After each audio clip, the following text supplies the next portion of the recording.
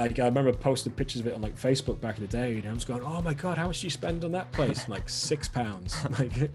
like what? That's how much I spent on this pint, you know? So, and I remember I got to a certain point going, "Oh, that's a better view of Everest than I ever imagined getting." But then just sort of sit, you know, and just take it in, and it's such a amazing viewpoint because you can see right down to Loughborough Valley and all the way up to the Jungfrau Peak and stuff. The only sound you can hear is like waterfalls in the distance, you know, and no cars, no nothing. The really fun thing you have there is that they have the beer hoy, which is like this locally brewed beer that you have to drink on a day, and it's like 15p for a glass. You sit there with backpackers and locals chatting away, and that's that can be so much fun. Every bar's got live music in, and all the bands are amazing. It's not like walking into a pub with a crappy cover band destroying your favorite song. Like, they're all amazing. If you can afford to travel, then the world's like this giant playground of so many adventures and experiences and people you can meet, and to sort of not do it, to me, seems like a waste. Karl, it's so great to have you on the podcast, mate. How are you doing? I'm not too bad, all things considered. Like, I'm 2020 good, which is a different version of good, but I'm good. I'm doing well. Yeah. How about yourself? Yeah, not too bad, mate. Getting better day by day, and yeah, we're nearing that end of lockdown too, which is just happy. Yeah. We'll see. Just sort of go back to booking a table in a pub and drinking awkwardly, which is better than not doing it at all, but it is always a bit weird. Exactly. You kind of forget how much you miss that. Yeah, for sure. I wanted to start by wishing you a belated happy birthday. Oh, cheers, mate. I enjoy watching your birthday live stream on a delay. Oh, you watched it? Cool. Yeah. How was it spending your birthday at home? It was okay. I mean, I had some freelance work on, so sort of kept myself busy. And I just, for the evening, I was like, rather than just sitting drinking by myself and watching TV, I'll drink by myself in front of the computer. And I just did like, so I do like a live Q&A on my YouTube channel like every month or two. And I was like, oh, screw it, I'll just do it on my birthday. And I just, people paid me money to get drunk. It was kind of fun. So people are going, happy birthday, mate. Here, have some money. I was like, all right, cool. And neck your drink and stuff like that. So yeah, I haven't watched it back because I don't really want to, because it's probably just be me just kind of slurring my words and talking out of shit. But it was fun anyway. Yeah, I enjoyed it. Is there a best place that you've spent your birthday? I've always, well, apart from 1 year, I've always spent my birthday at home.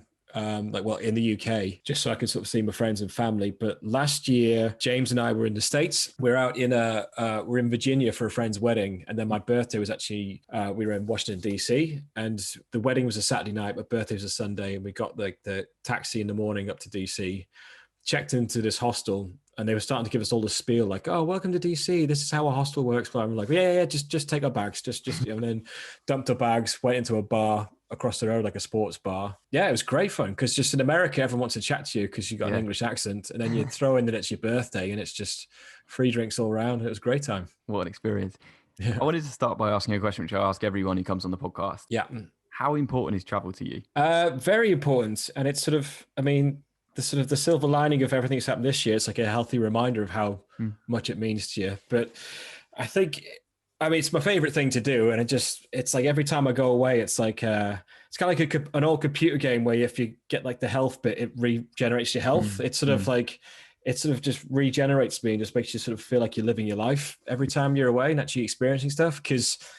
And I do love the phrase, you only live once, but it did get bastardized a few years ago with the whole YOLO of people going, oh, let's go out Friday night, YOLO, you know. Yeah. But it is true, you do only live once. And it's like, you got one chance on this planet and there's so much to see and do. And we're in a sort of, you know, from a privileged enough background to be able to travel.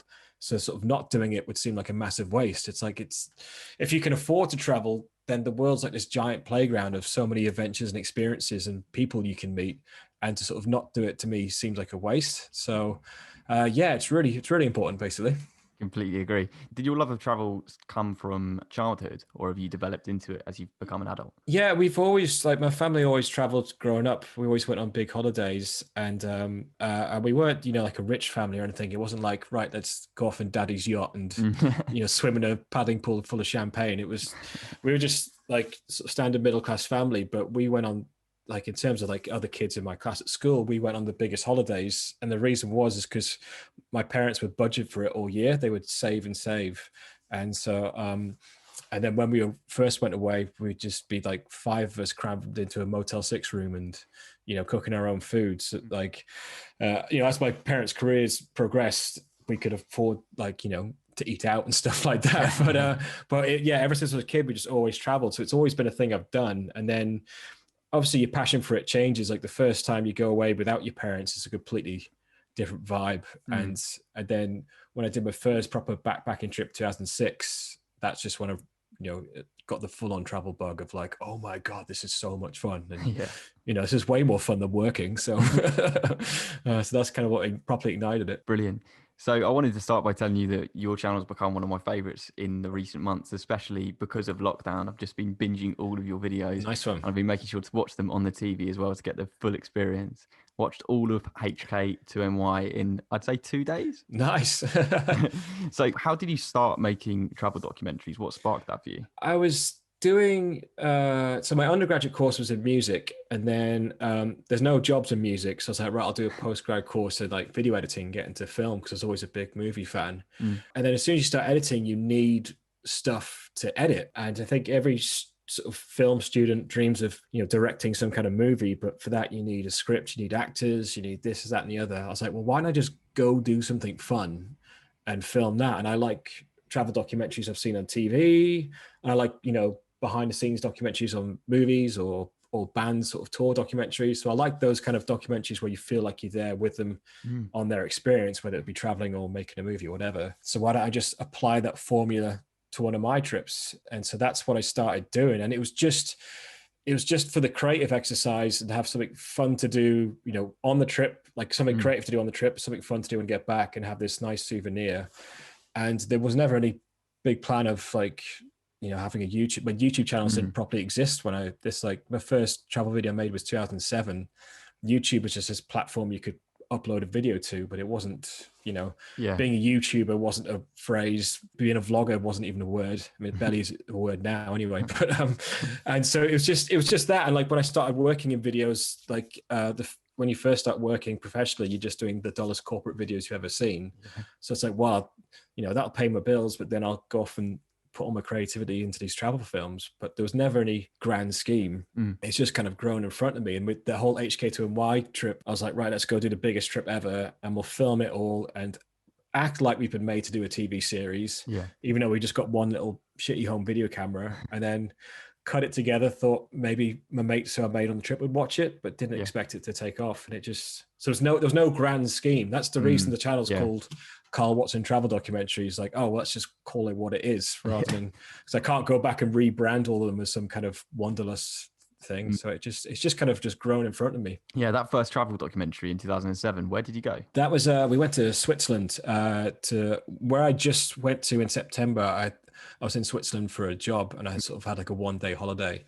It was in the same place, and we were just there for like a long weekend, and it was just like, that was like my first time of talking to the camera, like at the start of the video, I'm talking to the camera in the car, and I remember just absolutely shitting it beforehand, like just being so, even I'm in the car by myself and no one's going to watch this video. If I get it wrong, I was still so nervous. But we did the video and it had some funny moments and showed it to some friends and they enjoyed it. It's like, all right, let's just try again and try and get better and better. And it's always, anytime you're learning something, it's just trial and error and trial and error. And it was just, when I showed them to my friends and stuff, they did enjoy them, and not in like a sort of your friends and family just being polite, like, oh, that's really good. It's like you could tell them going, oh shit, that's actually entertaining. So that's what kind of egged me on. Brilliant. Yeah, you spoke about HK2NY there, and you've said yourself it's the series that basically launched your YouTube channel. You did 20 countries in 4 continents. How did you plan that trip? So the plan for that trip, so my first backpacking trip in 2006 was like 6 months, and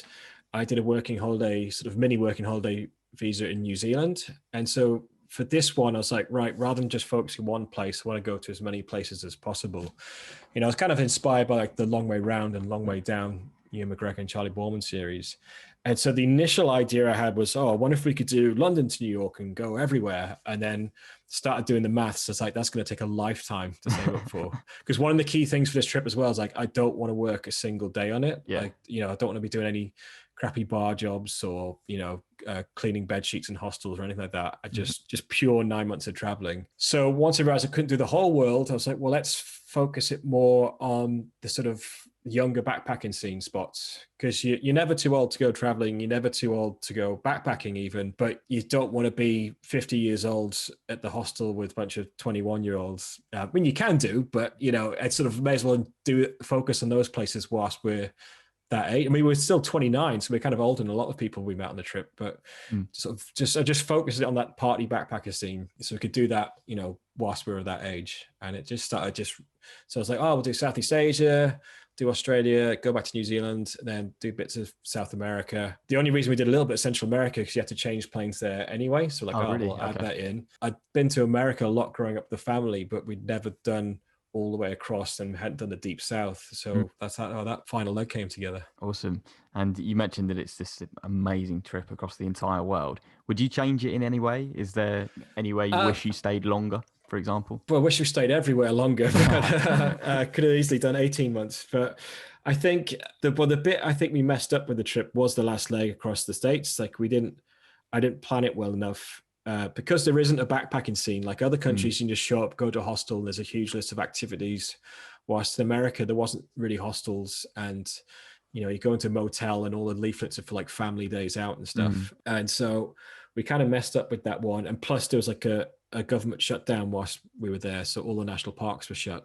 Oh, wow. So we kind of just did a sort of drinking mini golf tour of the States, which was fun, but didn't make the best video.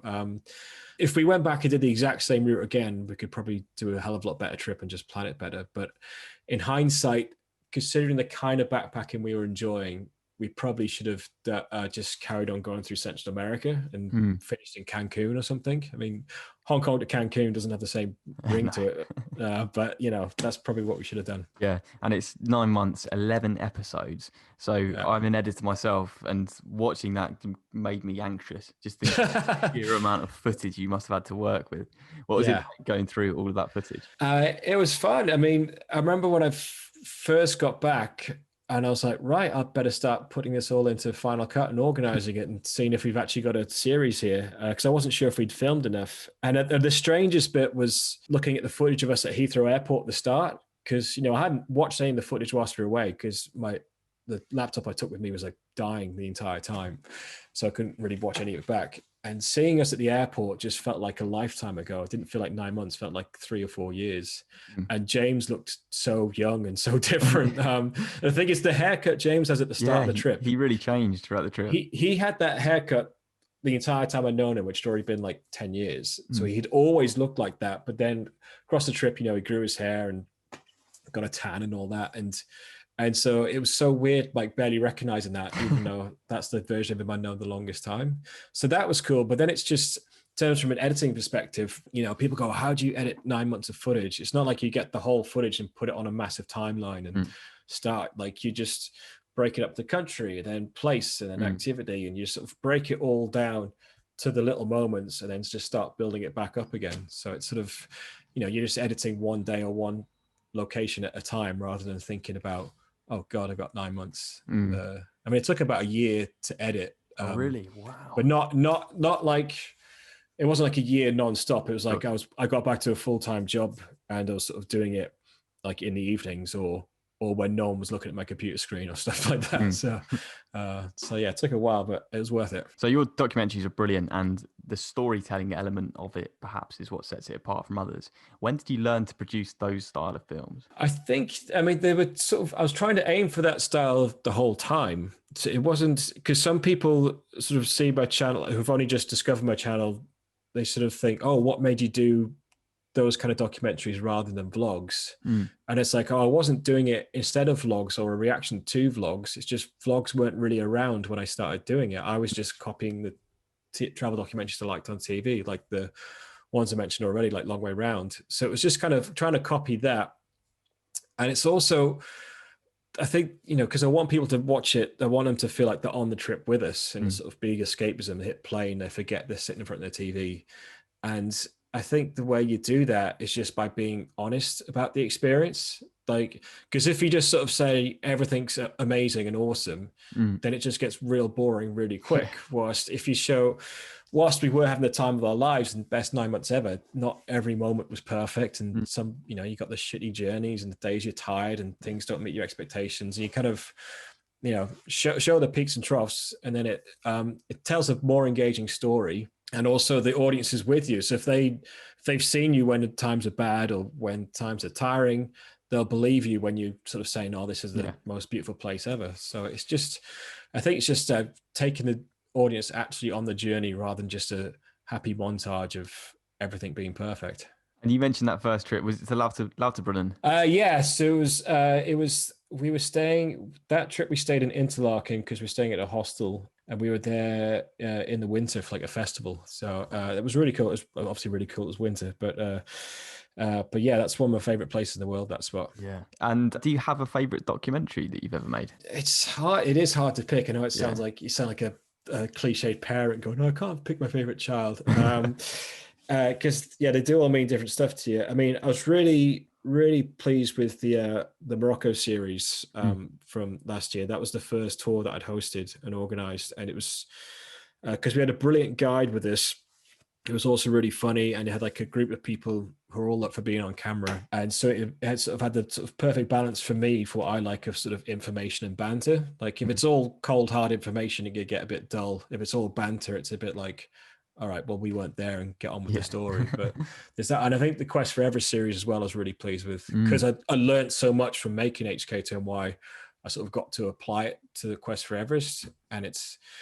And like when you're filming a trip, you sort of have to make peace with the fact you're not going to be able to capture every moment and every best bit, but you sort of, hopefully you'll capture the spirit of the trip. And it's a bit like when someone adapts a book to a movie. It's like, well, we can't film every page, but we'll try and capture the spirit of it. And so in terms of using that analogy, I think the Quest for Everest trip was a lot better adaptation. It was like a lot closer to that's a lot closer to what it was like. Not that HK2NY said anything about it as false or anything, but it just it's just the sort of, when I came to edit that, I was like, oh, if only we filmed that. If only we filmed that was Quest for Everest. We had it. Yeah, and just on the Quest for Everest, whilst we're there, I was going to touch on this later, but the scariest moment you've ever experienced whilst traveling, just because I thought of the time where Chris got altitude sickness during that series, was that the scariest moment for you? It wasn't. There wasn't that scary, because it was all, by the time we realized how bad a condition he was in hospital, so he was okay. So it was kind of, because the whole day he just kept saying he was tired. I'm like, oh, you were right. He went, yeah, I'm just tired. I'm like, oh, okay. So I just carried on filming, and and it wasn't, luckily out of the 15 people on that tour, 4 of them were doctors. And so eventually someone went, we need to get him to the doctor. Because when we got to the hotel in the town we're staying that night, he could barely walk up the stairs. And I was thinking, yeah, maybe we do need to get you some paracetamol or something, So we got him to the hospital, they put him on oxygen, and they measured his oxygen blood level. And you're supposed to be in like high 90s, and he was like 53. And so, and one of the doctors who was traveling with us, when he saw it, he sort of did a double check, like, was it really? He was like, oh, you couldn't believe it. So it was a lot more serious than we realized, but then he was okay. And he sort of had 3 nights in 3 different hospitals. And I remember actually that trip, Beijing was amazing. The train journey was cool. And it was amazing being in Tibet. But then after that, I was thinking, oh, I wanted this to be a bit more of an adventure, because we're just doing lots of guided tours of monasteries. Like the first 2 are great, but then 3rd, 4th, and 5th monastery, you're like, it just felt like we're just walking around taking pictures rather than on an adventure. And I was like, oh, I wish this trip would liven up. And then on cue, Chris. So I remember when we left the tour, and we drove back to the capital of Tibet, Lhasa, and then we were in the ambulance. And by now, Chris is feeling fine. He just has to be on oxygen. And we had like 3 hours in the ambulance, and he was just saying to me, oh, mate, I'm so sorry for this. I was like, no, mate, this is great. This is like, and he's like, oh, but we missed out on Everest. Like, oh, we'll figure it out. We'll get back there. We'll do something. Don't worry. But this is like turned into a proper adventure now. So it was kind of cool. So do you have a scariest moment from traveling at all? I'm trying, like, this one I get asked a lot, and there's never been a moment where I've really felt in danger or anything like that. And it's amazing that, like, if someone tells you a place is dangerous, then you'll start like feeling nervous, whilst it's almost like the ignorance is bliss. Like when we did the first time in Africa trip, and we'd be driving on this bus for G Adventures bus for hours on end, and we'd always stop at these tiny little towns just to get some food. And then one of the towns, which looks no different than any other ones, they said, "Oh, keep an eye out because we've heard lots of problems of pickpocketing and muggings around here." And so that suddenly you were just nervous for half an hour, and it's like, oh, is that a dodgy person, or are they just walking past? And it just made me realize how much it can be, in your head. Not to say that bad things don't happen or anything like that. It just comes down to using your common sense. But I've never, the scariest moment would just be bungee jumps and stuff like that, where it's just all self-inflicted. So, yeah, you've done your fair share of those. Yeah, I've done enough now. I'm good. It's good fun. I've literally got the t-shirt and I'm done now. So just to move back to videography. Yeah. Does it ever feel like a job to you whilst you're away filming these videos? I think you gradually learn the balance of when to put the camera away. And especially with more practice, you can think, right, I've got the shots I need. I can put the camera away and just chill now. Or I've filmed enough of this town. I've got 2 more days here. I don't have to worry about anything. So you have to sort of keep your brain on, sort of make sure you're getting the footage you want, but you try and make it a part of the fun rather than the burden. There was one trip 2017 where I was going to travel through the Balkans for 6 weeks. And then on the first day I got there, I was like, oh, I just can't be bothered. Like I got the camera out, started talking to it. I was like, I'd had like such a full-on year of like traveling and making films and working hard. And it was great, but I just realized I needed just a holiday. And so I changed the trip from 6 weeks to 3 weeks, and just, didn't actually get up to much, just sort of relaxed. And it was the best decision. And it was just sort of a nice chance to pause going, well, do I actually want to do this still? Am I sick of it? Or do I just need a break? And it turned out I just needed a break. And so I make sure I give myself that time on other trips now. Like the Central America trip I did summer 2018, I knew I was going to be working flat out until I flew out there because I had a busy job on.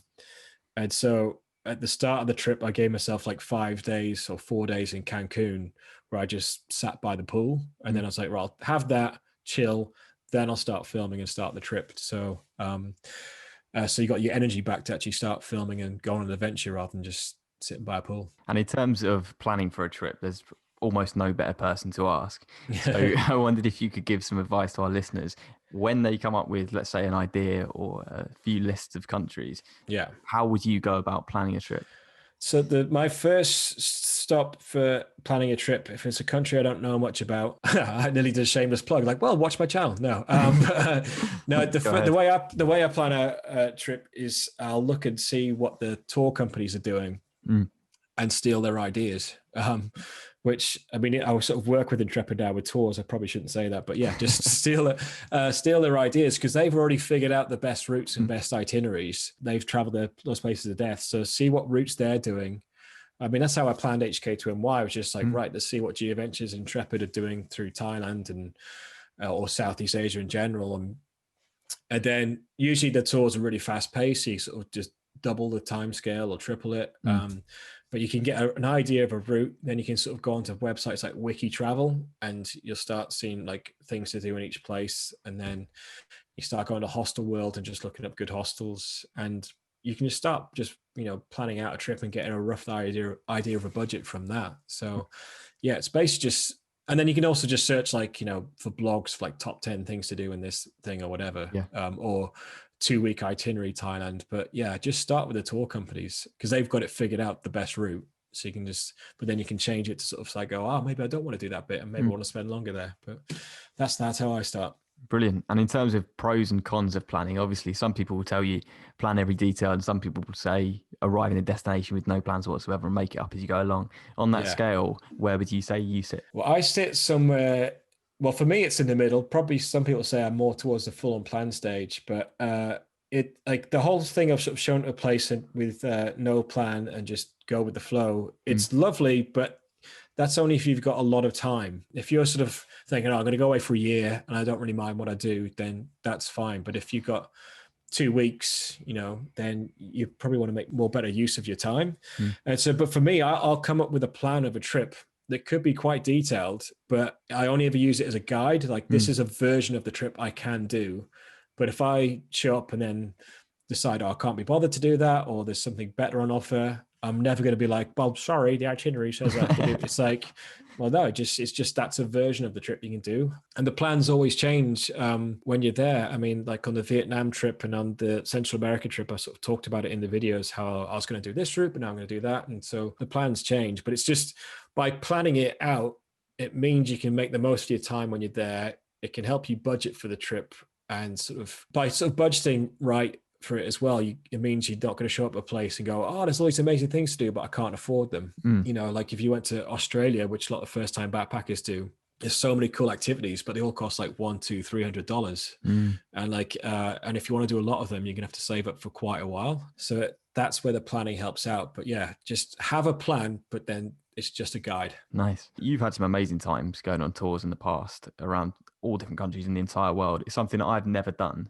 Would you recommend this to me? Yeah, it depends. It depends what you want out of a trip, and it depends where you're going as well. Like if you're going to a place that's got a big backpacking scene and it's easy to travel around, you don't need to go on a tour. Whilst other places like Southern Africa, yes, you could do it by yourself, but you'd be sitting on a coach for 12 hours with no one to talk to and stuff. Whilst on our bus, we had like our guides who are local and they're teaching us stuff, and we've got a big group having a laugh together, and we're sort of going to places you can't get to via public transport. So it depends where you're going. One of the tours we were hoping to do this January, this is an idea we had in the summer, but it's obviously not going to happen, was we were going to do a tour going back to Thailand. And Thailand's a place you don't need to do a tour at all. Like it's so easy to travel around, but it's like, well, what value could we add by actually hosting a tour there? Like, you know, I mean, I was going to call the tour Thailand Revisited. It's like, you know, I've been there once and did like, you know, the full moon and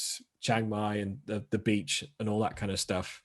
But on a second trip there, we were going to sort of, you know, have a local guide, do lots of cycling, go off the beaten track and sort of learn a lot more about the country. It just depends what kind of experience you want. There's no right or wrong answer for doing tours. It just depends where you're going, what you want out of it, how flexible you are with your time.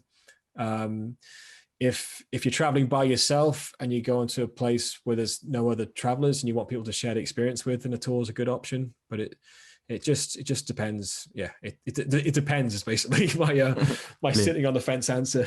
I wanted to talk now about your latest brilliant documentary, Discover Queensland. Oh, cheers. Yeah. What made you want to create the film 4 years on?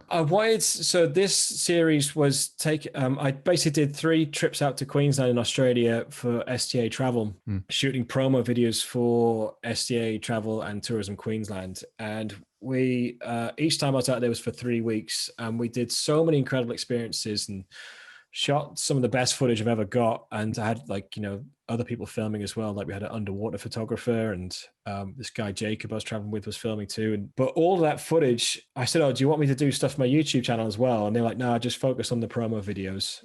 Just focus on that job. And I didn't have as big a channel back then. And it was always frustrating me a little bit because they used them on their Facebook ads, which just came and went. Yeah, and then and they put them on their YouTube channel, but they got some of the videos got like 300 views, which is like nothing. And so it was always just a bit frustrating, and I always kind of wanted to do something more with it. And we never had anything in writing, like they own the footage, but I just never did anything with it because it's like, oh, just out of respect and just in case you don't want to sour that relationship with them.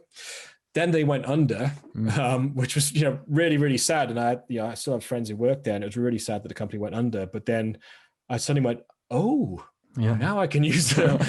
They can't sue me now. They don't exist, which sounds really harsh. But I was like, but it felt good. It was like, I can actually give this footage at home and actually fleshed it out into 2 whole episodes. There's one bit where they're staying at this farm stay, and it's like a 5-minute scene. And that was like 15 seconds in a promo video before of just like, really? This is great. And so that actually flesh out all the moments and show all the information. And we did lots of stuff on conservation as well.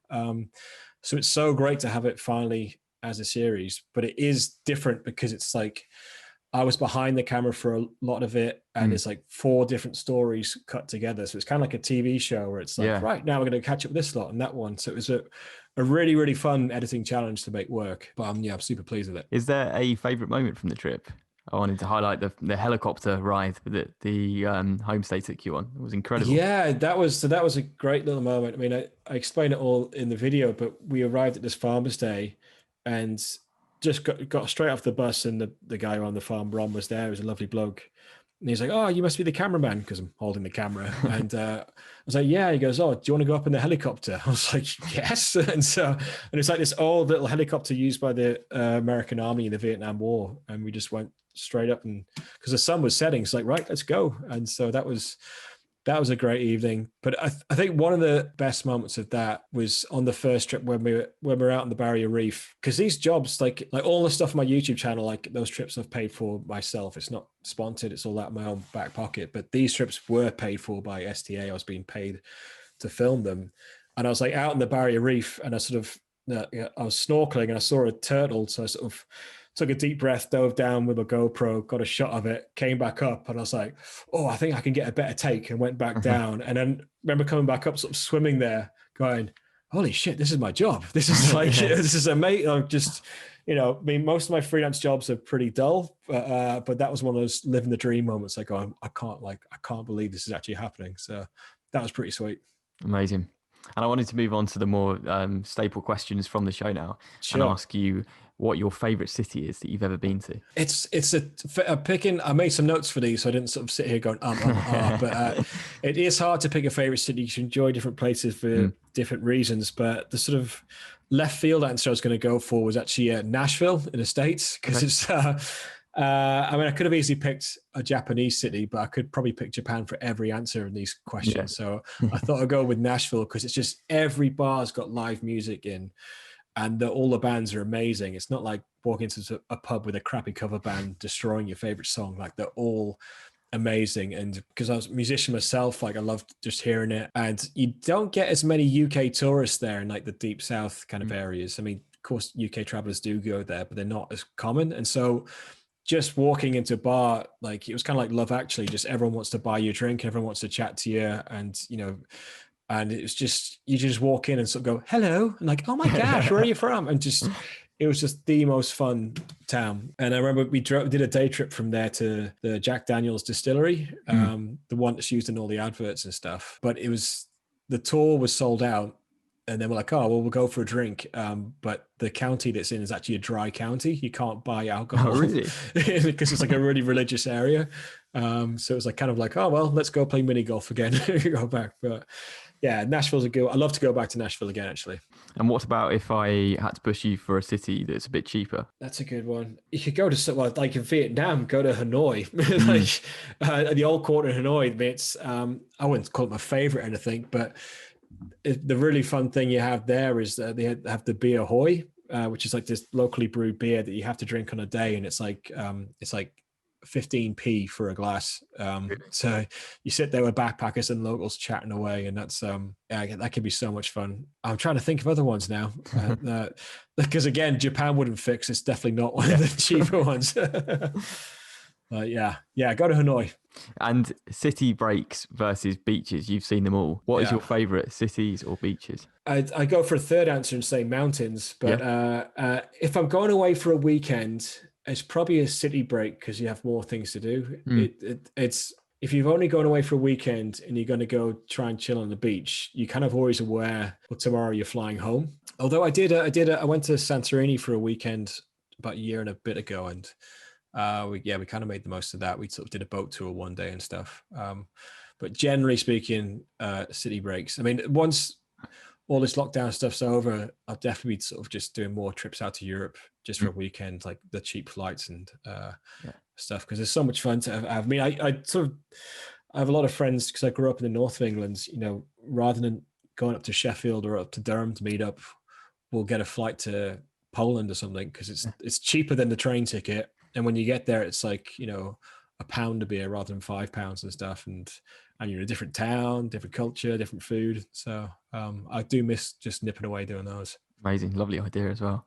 Yeah. And a favorite country? You've spoke about the fact that you love mountains. I feel like I can guess what your answer is going to be. Well, my favorite country is New Zealand.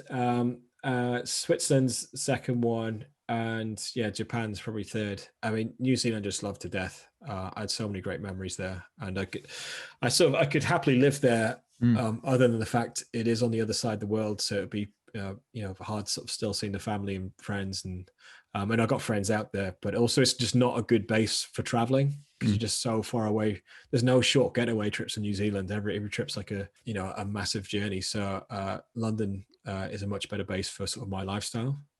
But if I had like a super fast private jet, then maybe I would live there. Of course, being a freelancer, you have the freedom to live wherever you want. Has it ever crossed your mind to live in another country? Well, before this year, all the work I'd still have to go into my clients' offices. Oh, really? Okay. Because it's different. If you're like a freelance graphic designer or something, then you could work from anywhere because all your clients have to do is send you a couple of pictures or whilst with a video, even if you're just creating a 3-minute video, they could have like 500 gigabytes of footage or something, which trying to download on like a hostel Wi-Fi would take about a few years. So everything's always been you go into the clients' offices in town and work. Now with lockdown, some of it I get sort of sent over the internet, but often they'll send a courier with a hard drive to my flat. So it makes sense just to stay here. And I kind of like having the home base as well. So when I own a flat now as well, I've owned a place for just over a year. So it's sort of nice having the base and just sort of going from one to the other. Awesome. And I want to move on to talk about money now and ask you where the cheapest country you've ever visited is. Probably India was dirt cheap.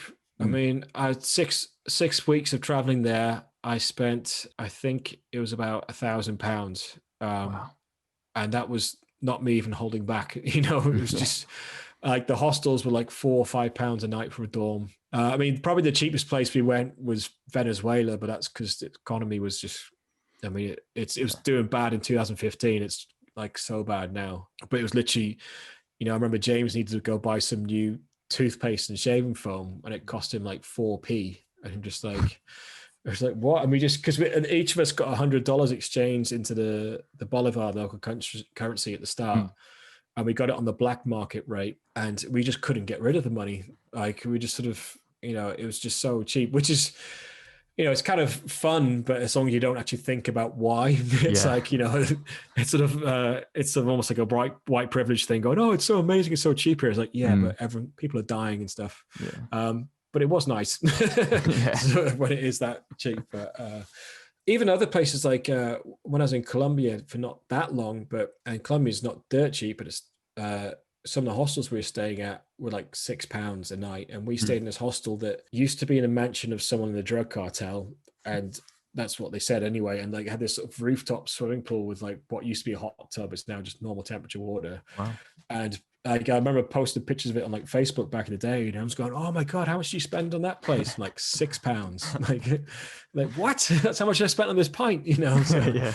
On the other end of the scale, what is the most expensive country you've ever been to? I think I remember Singapore being super expensive. Like everyone says Japan's really expensive, but Japan is about the same cost-wise, the same as in England.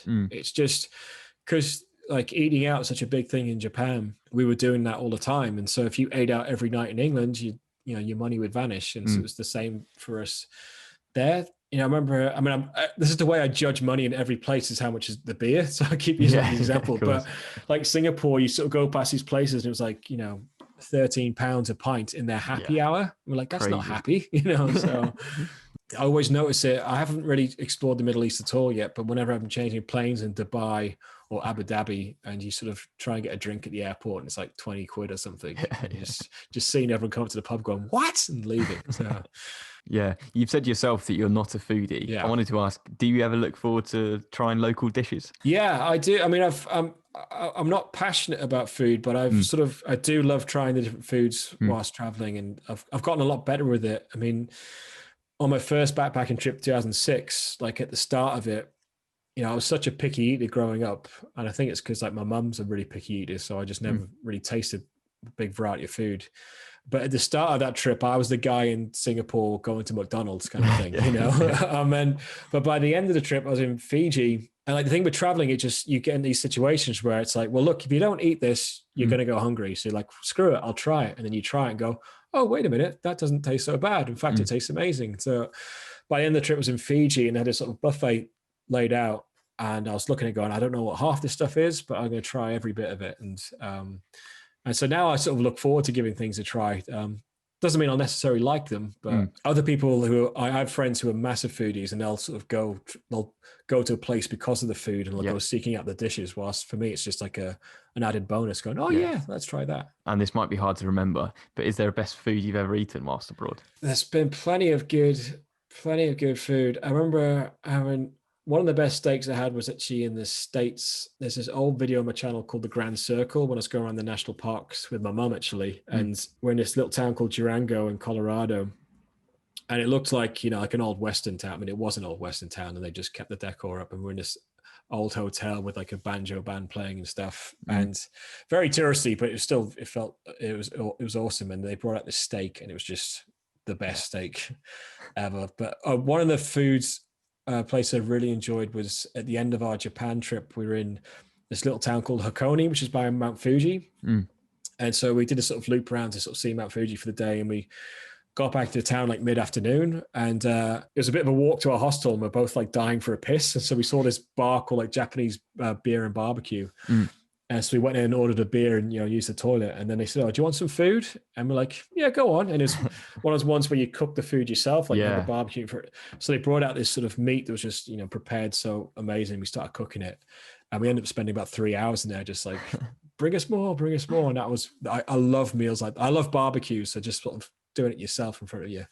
That was really good. Amazing. And what country is the best for food? I would say, for me it was Japan. I think even though I'm not a big seafood eater, it was just there's just so many different things to try. It's funny because I was saying like my mum's not a big super picky with food, and she went on a tour in Japan like a year or two ago, but that tour they'd had a set menu for them every day. Oh, really? So she just barely ate anything, whilst I was like, oh, if you could just go out and eat your own food, you'd be fine. You'll find plenty of stuff you'd like. So Japan was good. India was good. It's nice trying lots of different things there. And I only got food poisoning one night as well, so I did really well in 6 weeks. Just one night. I had people there who get taken out for weeks and stuff. So I did pretty well there. So yeah, and also like I love the food. Just saying Europe is a bit of a generalization, but just generally mainland Europe, the food's way better than it is in the UK. And just even if you go buy bread from a bakery, it's just like you could eat the bread without anything else and it still tastes amazing. So generally sort of just getting across the channel and suddenly everything tastes loads better. Completely agree. And is there a holiday that means the most to you?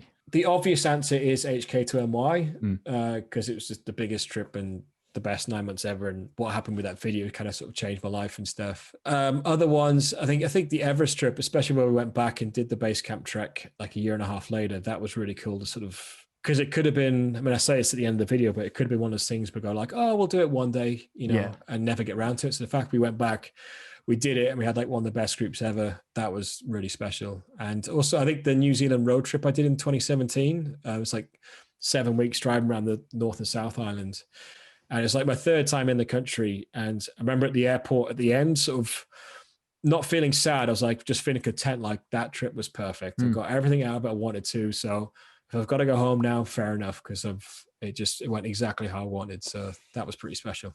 Amazing. And on the Everest Base Camp trip is something you've made me want to do since watching that video. So I wanted to ask you inquisitively, how difficult was it and how much you trained beforehand? I had a reasonable level of fitness, but nothing extravagant. If there was no such thing as sort of altitude sickness or any of that, then the hike wouldn't be, if you're used to walking and, going on hikes and walking uphill for extended period of time, then physically that way it's nothing too strenuous. You just have to sort of teach yourself, because I'm quite a fast walker, you have to teach yourself to walk slowly and just kind of plod and sort of walk at like a frustratingly slow pace. But once you get used to that, and then you just get on with it. So it was hard, but it wasn't like each day we were dying or anything like that. It was just, and you only walk in like half a day each time.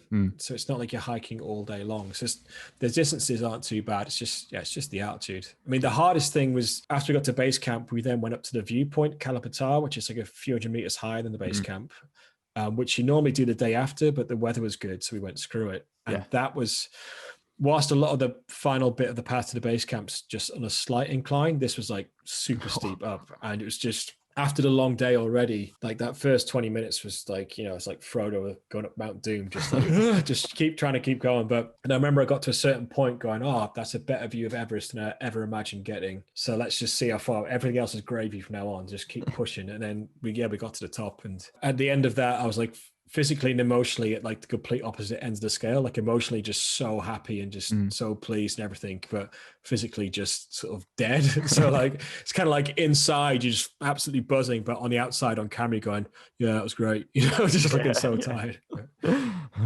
And is there a place you could always go back to? Oh, well, Switzerland's one of the places I do keep going back to. You know, I first went there when I was 2, and so it has like so much nostalgia and memories. So that's one I always like going back to.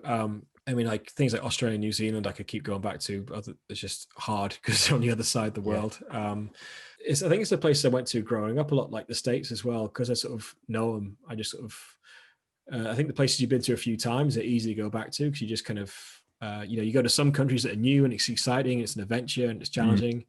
And other ones you kind of just go like, oh, right, I know my way around. I know what I'm doing. Nice. And I watched your video where you went to Lauterbrunnen in 2020.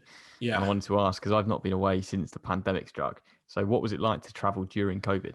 It was okay, actually. Like at the airport, everything was pretty much the same, just wearing a mask. But as soon as you get to, I mean, I always usually go for a pre-flight pint. And as soon as you sat down at the bar or the restaurant, you could take your mask off. So it's like, oh, well, this is like normal, you know? Yeah. So it wasn't that, it was surprisingly not very strange, you know? I thought it would be weird. I mean, it'd be different if you had to do a long haul flight and wearing a mask for like 11 hours, like your ears will be killing by the end, I'm sure. And then once I got to Switzerland, yeah, it just seemed all surprisingly normal. I mean, you know, you had to wear masks indoors and things like that, but I was mostly outdoors. So in terms of the strangeness of it, it wasn't that strange. And then when I got to Lauterbrunnen that day, I was staying in Wengen. You know, I only had one day there and it had been raining all week in the mountains. It was going to rain every day after I left, but it stayed. I remember that on the Monday, checking the forecast for the Friday, the day I was going to be there, and it said perfect sunshine. I was like, right, just don't change because the weather changes so fast, and it just stayed like that. And so like the video I made of that, I thought it was just gonna be like a little 10-minute kind of like, oh, here's what it's like flying. And I went to the mountains. Yeah, that was good. But it turned into like this 25-minute thing because it was the perfect day. And it was just, you know, I made sure just to soak up every single moment of it. And I mean, like half the time in the video, when it's stuff I even cut out of the video because it was just got repetitive of me just like kind of giggling, going, I can't believe I'm here. I can't believe I'm here. And it's like, we'll say it once or twice in the edit, but people get the point, you know? I remember that, especially when you sat on the bench and you had a beer and you just looked over the view of the mountains and just like took it all in. Yeah. It was nice watching you be entirely present in the moment. When I was the exact same bench a year beforehand, you know, it was like normal times and it was about, you know, 15, 20 people in that area watching the sunset. And so I was expecting people there and I got there, had it all to myself. So it meant, right, I could put the camera down over on the other bench and leave it running and get that wide shot, but then just sort of sit, you know, and just take it in. And it's such a amazing viewpoint because you can see right down to Lauterbrunnen Valley and all the way up to the Jungfrau Peak and stuff. And all you can hear is just, the only sound you can hear is like waterfalls in the distance, you know, and no cars, no nothing. And so to sort of, not just to be able to go away in 2020, but to go to like my favorite spot in the world, it was a piss take. It was just like the whole time again, I was just going, oh, this is nuts. This is absolutely nuts. And I'm so glad I made the video of that trip because it was over so quick. It could have been like, did that even happen? So to have the video of that one was great because you just sort of, you know, just relive it over and over. I watched it a load when we sort of got back into lockdown. I was like, right, I'm going to put it on again and just like, you know, relive that day. You know, it's like escapism for myself. And I wanted to ask how you were coping. I don't want to talk about COVID for too long because God, we're all bored, sick of it. I wanted to ask how you were coping as a travel YouTube vlogger because of COVID. It's sort of been okay. I mean, it sucks. But I mean, for one, yeah, I make most of my income off editing for other clients that are non-travel related. So although all that work dried up in the initial lockdown, but luckily it's picked up again now. So like, luckily I'm financially, I'm fine now. It gave me a chance to catch up on lots of projects that I've been meaning to do for a while. And I sort of rebuilt my website. My website's now got like the budgets and itineraries for all my trips. Yeah, I enjoyed using it to prep. Yeah, right. Yeah, it's like it's sort of the stuff I get asked all the time, and it takes a while to put together. So it's great. It's just been like I wanted to sort of look back at 2020, and going, right, that's the year I got shit done. Like I used all the time productively, and I got loads of things done. edited some old series that have been sitting on hard drives for years, you know, the Australia thing, the Island film. I've done the website, built the new store that's I've just made live today. There's a video going out about it on Friday. Awesome. So it's been really sort of productive. I mean, it has been some hard and down and depressing days, but you know, compared to people who have lost their jobs or lost friends or family, or even people who've, you know, have been financially fine, but have had to work at home with their kids and stuff like that. Like, yeah, my brother's got 2 young kids, you know, and I live by myself, so I haven't had to compromise with anyone. I've been free to be productive, you know, so it's sort of, all things considered, I've had it pretty good. And but I didn't want to, you know, it's one of those things you're sort of tempted by the end of the year, sort of going like, oh, I've actually been all right, I've got all this stuff done, but I don't want to sort of, and I don't mind talking about it now, but I wouldn't do like an Instagram post about it, because it just, all you'd be doing was be patting yourself on the back, and you mean it's just going to make other people feel like shit, you know, like, because it's for other people, it's harder. So because like, I think the best meme I saw about the whole thing was like, we're all the same storm but a different boat kind of thing. So it's like, it's different for everyone. So I'm sort of lucky that I have been able to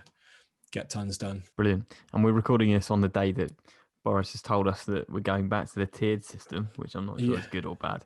But do you have any plans in place to travel again soon? I'm hopefully going away in January. There's a couple of destinations in mind, which I won't talk about just because I don't want to jinx it.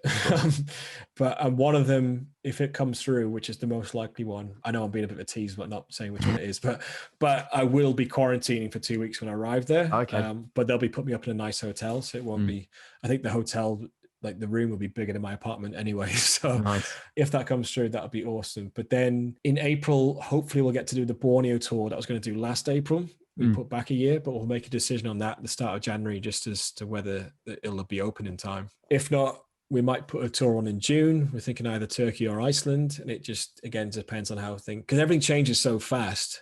But at least now vaccines are starting to come out, so things should start opening up. And then hopefully next summer as well, we're going to do this Eastern European road trip, which we're supposed to do this summer. And that's going to be me and my friends Nick and Amy, who run a different travel podcast, your competition, What the Phone travel podcast. But we're going to drive from Tallinn in Estonia down to Athens in Greece, going through all Eastern Europe, like Ukraine and all this kind of stuff. And it'll be an amazing trip, places that people don't travel to quite as much. And hopefully we're in talks with Vauxhall to get us an electric car to do it. Nice. Which we originally, our plan was just to buy a secondhand car and sell it in Greece, because you can't, no rental company will allow you to take one from going down to Greece. Yeah, one of their mates does PR for Vauxhall, and he heard about our idea, and they seem up for it. So that'll be amazing, you know, and it'll save us some money as well. Awesome. Loads of great plans. I'll keep my fingers crossed for you, mate, because I hope that comes. And 2021 is a bit brighter. I wanted to talk about your bucket list now, because there can't be anywhere left on it, surely. There's still always, the nice thing about, I mean, it's almost like my catchphrase is like, the more you travel, the more you want to see. So there's lots of places I still want to go to. I mean, one of the videos I've just filmed for my channel, I just did a scratch map, which I guess scratch map was never really my sort of thing. My goal isn't to tick off every country or scratch it all off. It's just to have as many cool experiences as possible. But looking at it, I was like, there's so much more of Africa, the continent, I want to see. There's a lot more of South America. I've done bits and pieces of South America, but like, for example, I was kind of a bit pedantic with the scratch map. Like, I've scratched off a tiny bit of Brazil because I've done that bit, but I didn't feel like scratching off the whole. So I want to see loads more of Brazil. Hawaii is the one I really want to do as well. And then it's just like Trans-Siberian Express, Patagonia, Antarctica, Pakistan, you know, list goes on and on. So, amazing. But it's nice though. It's nice. I'd like the idea that there's always more stuff to see, right? Like, imagine if we sort of did HK2NY and came back, went, well, that's the world done. I'll stay home now. So I prefer it the other way around. Yeah. And you mentioned Antarctica, because I think I'm right in saying it's the only continent you've never produced a documentary on. Yeah, I've not been there. Yeah. Hopefully we're aiming to do it January 23. Amazing. With Intrepid. And we'll put it on, it'll be one of the tours that I'll host, but we'll put it on sale like a good 18 months in advance so that people have time to save up for it, because it won't be cheap. It's like a few grand. But it'll be amazing. Just, you know, I mean, as a kid, you never even imagine going to Antarctica. And now the fact you can just, yeah, go on a tour there and it'll be fun. It should be amazing. Amazing. Thanks so much, Karl. I really appreciate you coming on the podcast. If people want to see your travel documentaries we've spoken about, then you can go to Karl Watson on YouTube, and there's so many there to binge on. Thank you again, Karl. Really appreciate it. Cheers, Alex. Been good fun, mate.